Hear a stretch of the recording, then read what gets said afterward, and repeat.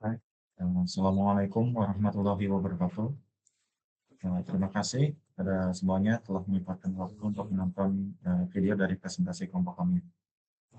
Pada kesempatan kali ini, kami akan memaparkan sebuah proyek akhir mata kuliah Big Data yang dibimbing oleh Bapak Dr. Sugianto MKom selaku dosen pengampu dari mata kuliah ini.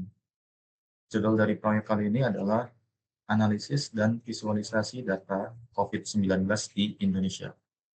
Di sini kami akan tunjukkan bagaimana data yang bersumber kompleks bisa diolah menjadi informasi visual yang lebih mudah dipahami, khususnya lewat Power BI. Oke, langsung kita mulai saja presentasi kali ini. Yang pertama, untuk latar belakang. Jadi pandemi COVID-19 ini telah menjadi tantangan besar bagi sistem kesehatan dan pengambilan keputusan, tentunya di Indonesia.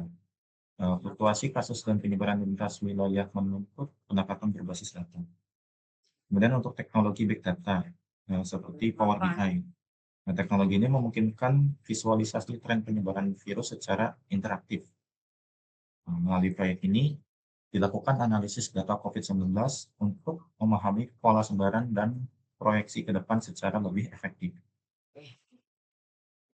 Kemudian untuk rumusan masalah. Adapun permasalahan yang akan dibahas dalam proyek ini adalah yang pertama ada bagaimana tren perkembangan COVID-19 dari waktu ke waktu di Indonesia. Kemudian bagaimana distribusi geografis kasus COVID-19 berdasarkan provinsi.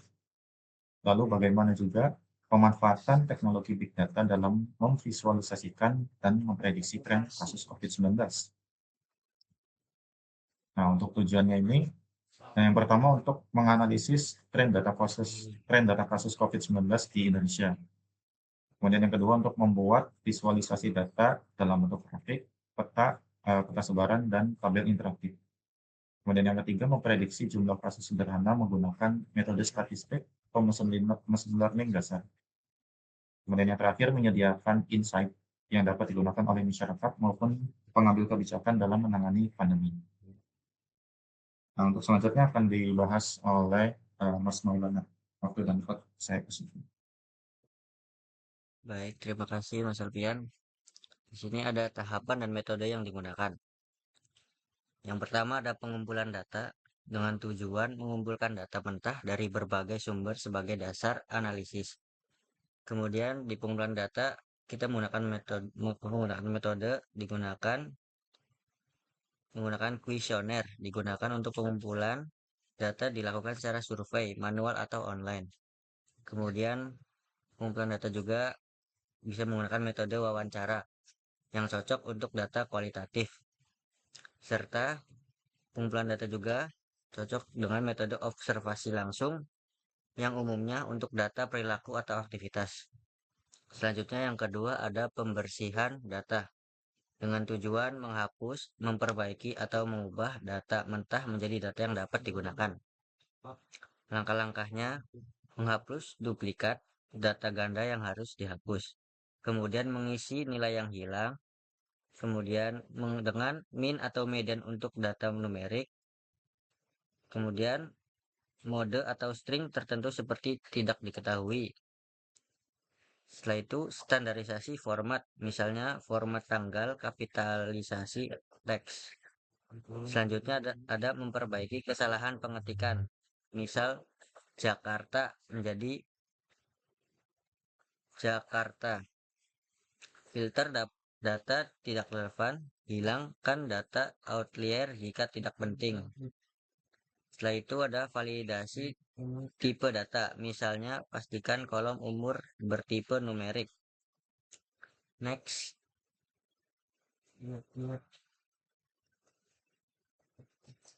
Selanjutnya ada visualisasi data dengan Power BI dengan tujuan menyajikan data dalam bentuk grafik interaktif untuk memahami pola dan tren.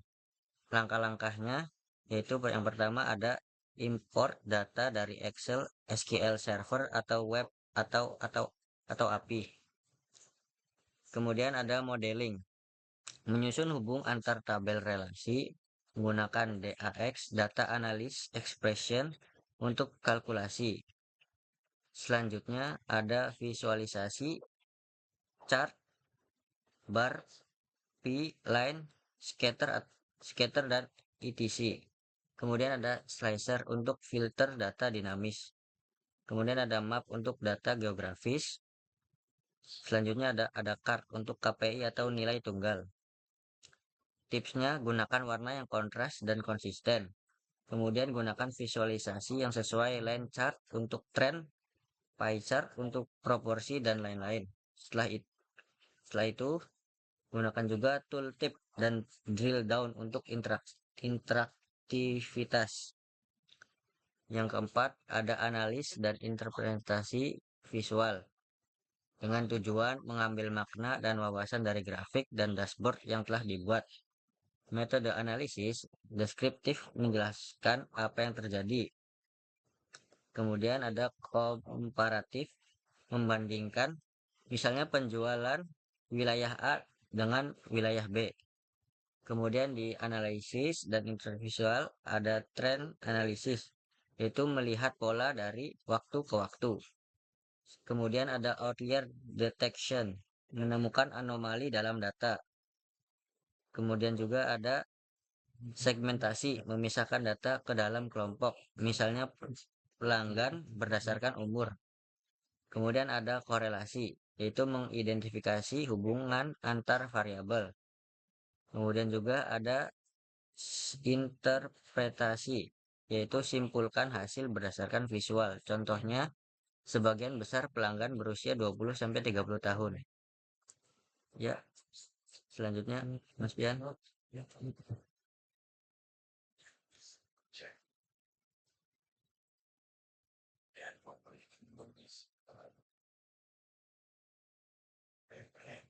Pengumpulan data. Dalam tahap awal proyek ini, kami mengumpulkan data dari beberapa sumber terpercaya, seperti situs resmi pemerintah COVID-19 Go ID, platform terbuka, kagle.com, dan sumber publik lainnya. Data yang dikumpulkan mencakup jumlah kasus harian, positif, sembuh, meninggal, kemudian distribusi kasus per provinsi di Indonesia, kemudian ada tren mingguan dan bulanan pembahasan kasus.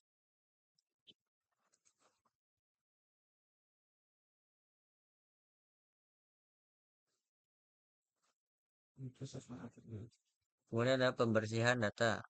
Sebelum data dapat divisualisasikan, perlu dilakukan proses pembersihan agar hasil analisis lebih akurat. Tahapan ini meliputi menghapus duplikat, data ganda dihilangkan agar tidak terjadi perhitungan double. Kemudian ada standarisasi nama provinsi untuk memastikan semua provinsi ditulis dengan cara yang konsisten. Konversi format tanggal agar semua tanggal memiliki format yang sama dan mudah dibaca oleh sistem. Kemudian ada penanganan data, nilai kosong diisi atau diabaikan sesuai konteks agar tidak mengganggu hasil analisis.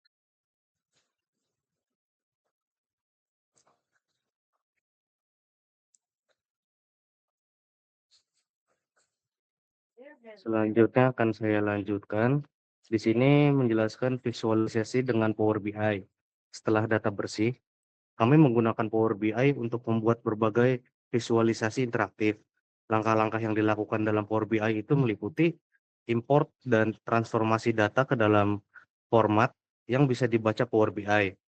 Kedua, membuat hubungan antar tabel jika diperlukan, agar data terhubung dengan benar.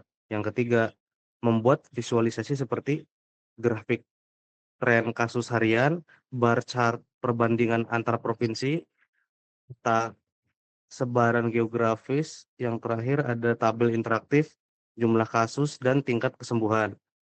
Yang keempat ada mengaktifkan fitur interaktif seperti filter tanggal dan provinsi.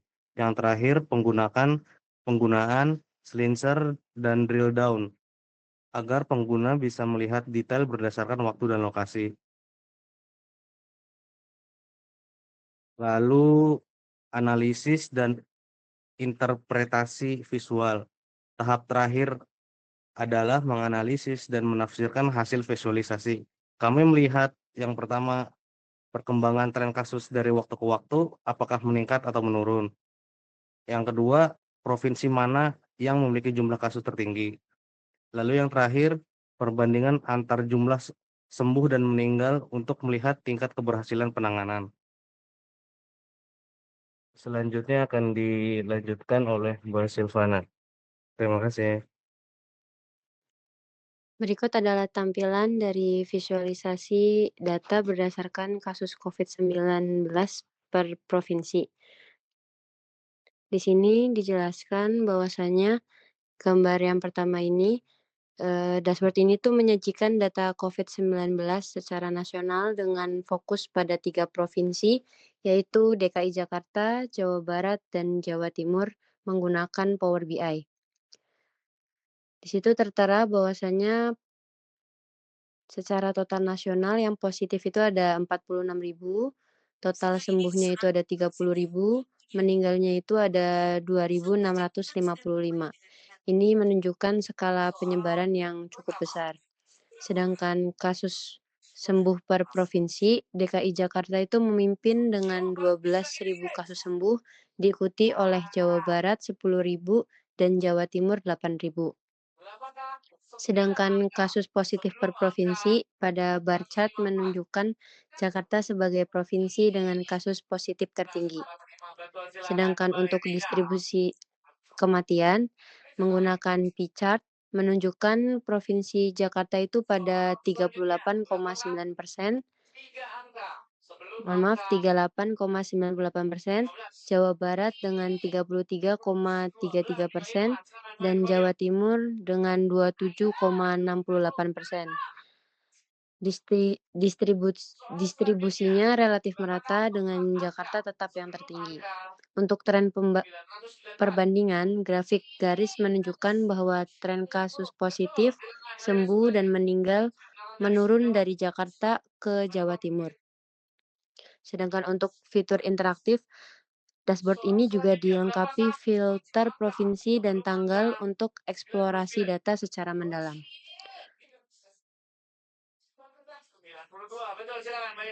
Selanjutnya, itu ada visualisasi data berdasarkan Provinsi Jawa Timur. Pada dashboard ini menampilkan kondisi terkini COVID-19 di Provinsi Jawa Timur dengan data yang difilter secara khusus agar hanya fokus pada satu wilayah yaitu Jawa Timur. Bisa dilihat di sini kasus Jawa Timur itu positifnya ada 11.000, sembuhnya itu ada 7.740, meninggalnya itu ada 735. Ini menunjukkan bahwa sebagian besar pasien berhasil sembuh. Dan untuk kasus sembuh menampilkan data hanya untuk Jawa Timur dengan total 8.000, termasuk pembaruan data terlihat sedikit berbeda dari angka utama karena pembulatan atau pembaharuan. Untuk perbandingan kasus positif menggunakan bar chart menunjukkan posisi Jawa Timur dibanding 2 provinsi lainnya masih lebih rendah dari Jakarta dan Jawa Barat. Sedangkan untuk distribusi kematian menggunakan P-chart menunjukkan kontribusi Jawa Timur terhadap total kematian yaitu 27,68%, berada di bawah DKI, Jakarta, dan Jawa Barat. Untuk grafik bubble atau scar chart kan tita untuk positif, sembuh, dan meninggal dalam satu tampilan. Jawa terlihat memiliki rasio sembuh yang baik serta angka kematian yang relatif lebih kecil. Selanjutnya untuk fitur interaktif, itu pengguna bisa memilih provinsi dan tanggal, namun di sini hanya Jawa Timur yang diaktifkan, membuat analisis lebih fokus. Selanjutnya akan dibacakan oleh Mas Rashid.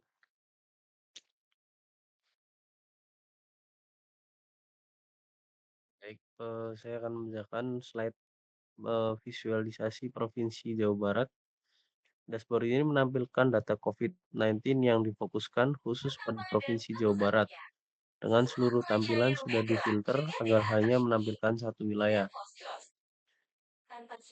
Hasilnya total kasus di Jawa Barat untuk data positifnya ada 15.000, untuk sembuhnya ada 10.000, meninggalnya ada 885. Ini menunjukkan tingkat kesembuhan yang tinggi dan angka kematian yang relatif rendah. Kemudian tabel kasus sembuh.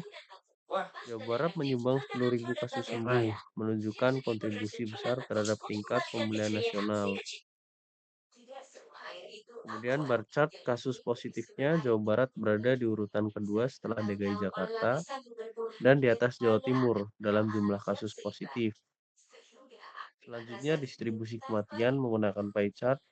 Jawa Barat menyumbangkan 33,33% dari total kasus meninggal di 3 provinsi utama, menandakan distribusi yang cukup merata. Setelah itu grafik komparatif menggunakan bubble atau scatter chart. Titik-titik ini mewakili data kematian, kasus positif, dan sembuh secara proporsional. Jawa Barat terlihat seimbang dengan provinsi lain dalam semua aspek.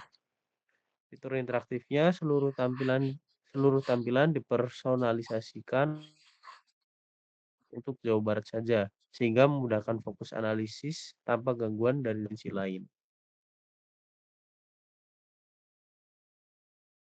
Kemudian next, untuk kesimpulannya dari presentasi hari ini, kesimpulannya adalah melalui proyek ini kami belajar bahwa teknologi Big Data dan Power BI sangat membantu dalam memahami penyebab Indonesia. Data yang besar dan kompleks bisa diubah menjadi visual yang mudah dipahami. Proyek ini menampilkan tren kasus positif, sembuh, dan meninggal dari waktu ke waktu dan antar provinsi. Kami bisa membandingkan pola penyebaran di Jakarta, Jawa Barat, dan Jawa Timur dengan cara yang interaktif. Power BI terbukti efektif untuk membuat dashboard yang fleksibel dan real-time. Insight penting seperti tingginya kasus di wilayah padat penduduk dan rasio kesembuhan yang meningkat bisa disampaikan dengan jelas. Kesimpulan akhirnya, pendekatan berbasis data seperti ini sangat penting untuk membantu masyarakat dan pemerintah dalam mengambil keputusan yang lebih tepat dan cepat. Sekian dari kelompok kami, saya kembalikan ke MC. Terima kasih.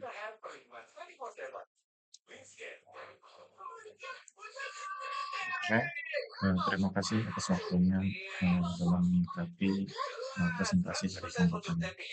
Harapannya dari pembahasan kali ini bisa bermanfaat untuk orang lain, terutama untuk mahasiswa dalam memahami fungsi dan pengertian dari visualisasi data. Itu saja yang dapat kami sampaikan. Kami mohon maaf atas kekurangannya. Terima kasih. Wassalamualaikum warahmatullahi wabarakatuh.